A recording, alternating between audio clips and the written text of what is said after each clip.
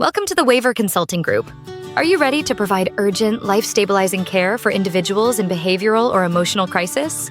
As a crisis stabilization services provider in Georgia, you'll deliver short-term, intensive support to de-escalate psychiatric crises, ensure participant safety, and promote recovery, whether through 24-hour facility-based care, mobile response teams, or community-based interventions.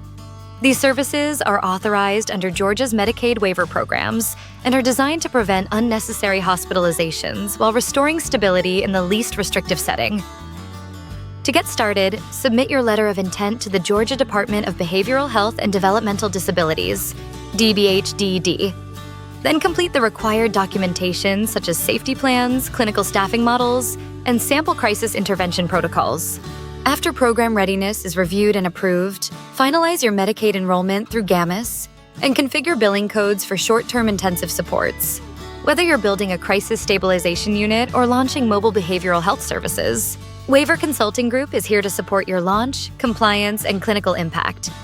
Visit waivergroup.com or call 302-888-9172 to get started today.